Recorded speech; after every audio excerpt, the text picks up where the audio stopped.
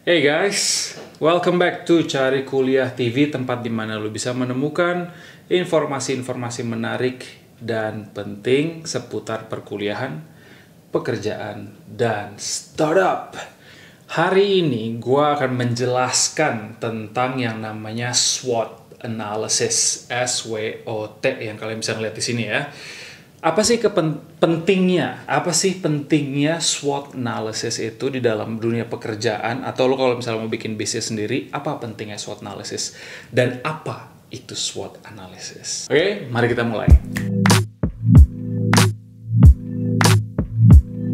Oke, so SWOT analysis. SWOT analysis itu apa sih? Apa sih kepanjangan dari S, W, O, sama T? Nah, keuntungannya, kalau misalnya kalian kerja di perusahaan lain, apalagi yang lagi masih belajar ya, untuk belajar business management, itu sangat berguna. Pertama, itu melihat 4 aspek dari suatu perusahaan. Entah itu kamu bikin perusahaan sendiri, kalian bisa ngelihat. Entah itu kamu kerja sama orang, misalnya mau ada development project baru, atau misalnya untuk memperbaiki project yang sekarang. Ini sangat berguna. Nah, sekarang kepanjangannya apa? S itu kepanjangannya dari strength, kekuatan. W itu kepanjangannya dari weaknesses atau kekurangan. O itu opportunity atau peluang. Dan T itu adalah threat atau ancaman dari eksternal. Nah, gue akan drill down secara singkat setiap bagian ini. Untuk membuat SWOT analysis, kalian harus bikin grid ya, kotak. Jadi S, W, O, sama T. Dalam strength, itu kalian harus berpikir apa sih kekuatan dari perusahaan A. Kalau misalnya kalian lebih detail lagi, kalian bisa bertanya, apa yang membuat perusahaan ini do well? Kedua, apa unique resources yang perusahaan lain yang nggak ada, yang bisa dimiliki atau memang sudah dimiliki? Ketiga, apa yang orang lain melihat perusahaan ini sebagai kekuatan? Nah, itu kalian harus write down everything. Oke, gua akan memberikan contoh dari perusahaan yang emang udah terkenal, karena biar gampang aja. Misalnya Tesla, oke? Kalian semua tahu Tesla untuk membuat mobil listrik ya. Pertama, mereka memiliki tenaga listrik. Oke, itu kekuatan mereka pertama. Karena mobil-mobil yang lain itu masih menggunakan bahan bakar. Oke, dengan menggunakan mobil listrik ini, mereka memiliki kekuatan bahwa pertama, environment friendly. Oke, nah setelah itu, kalau misalnya kalian pikir lagi, unique resources-nya apa?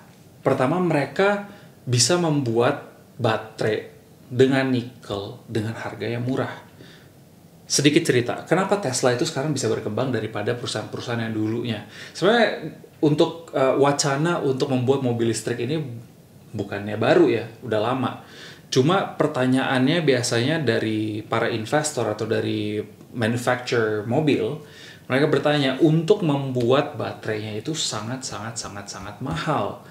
Nah, si Elon Musk berpikir gimana cara kita bisa membuat baterai tapi murah. Nah, itu strength-nya mereka. Oke, sekarang weaknesses. Oke, kalau kita ngomonginnya weakness atau kekurangan, pertama yang kalian harus pikirin adalah apa, untuk perbandingan ya, apa yang dimiliki perusahaan B yang perusahaan A tidak miliki. Lebih detail lagi, lu berpikir, pertama, apa yang bisa dikembangkan, apa yang bisa diimprove. Kedua, di mana resources yang kekurangan yang perusahaan A miliki dibandingkan perusahaan B. Yang ketiga, apa yang orang lain lihat perusahaan A memiliki kekurangan. Contohnya, kita ngomongin Toyota. Kenapa gue mobil terus ya? Oke, Toyota kekuatannya mobil mereka murah, ya kan, dengan fitur-fitur yang bagus. Tapi kekurangannya adalah pertama, dengan harga murah, fitur yang mereka berikan itu tidak sepadan dengan mobil yang lebih mahal. Oke? Ketahanan, misalnya untuk ketahanan mobilnya mereka lebih tidak bagus dibandingkan mobil-mobil high-end yang lainnya. Atau misalnya bahan mobilnya mereka itu kelihatannya cheap kayak kalengan. Nah, itu kekurangannya. Tapi karena mereka memiliki, nah ini ada hubungan eratnya sama market segmentation, ya. Jadi tergantung market segmentation kamu di mana. Next, opportunities atau peluang. Nah, untuk peluang ini kalian harus lebih bisa berpikir apa yang bisa digarap next project yang mungkin orang lain atau perusahaan lain saingan lo belum ada. Pertama, peluang apa yang terbuka untuk perusahaan A? Kalian harus ingat resources, kalian harus ingat market segmentation, kalian harus ingat keuntungannya kalian apa. Jadi nggak bisa semata-mata kayak misalnya perusahaan mobil, tiba-tiba mereka mau bikin restoran, nggak nyambung. Nah, jadi pertama itu, apa peluang yang terbuka. Kedua, tren apa yang bisa diambil dari keuntungan itu. Ketiga, gimana caranya lu bisa ngambil dari kekuatan lu, strength yang tadi di awal, itu menjadi opportunity, menjadi peluang. Contohnya lagi, misalnya kita ngambil Toyota lagi deh. Karena Toyota kan salah satu mobil terbesar di dunia ya. Karena dengan adanya mobil-mobil listrik ini, Toyota tahu, oke, gue punya manufacturing, gue punya orang pekerja, gue punya knowledge-nya, gue udah bisa bikin mobil dan lain-lain. Tapi kenapa gue belum bikin mobil listrik, misalnya? Nah, opportunities-nya adalah mereka berpikir lagi, oke, sekarang udah ada mobil listrik dengan harga baterai yang terjangkau.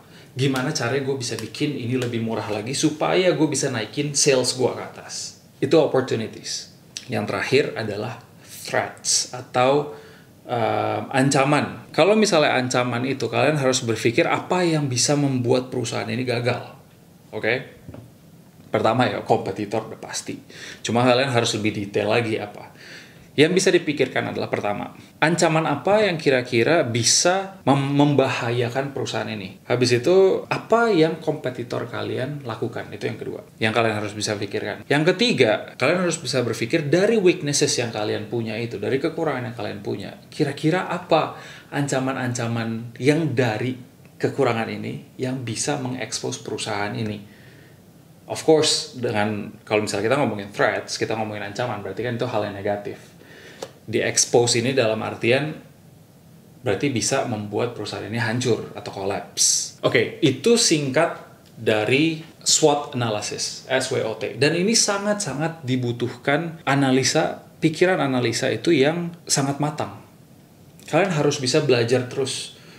Apa sih perusahaan ini kenapa gagal? Perusahaan ini kenapa berhasil?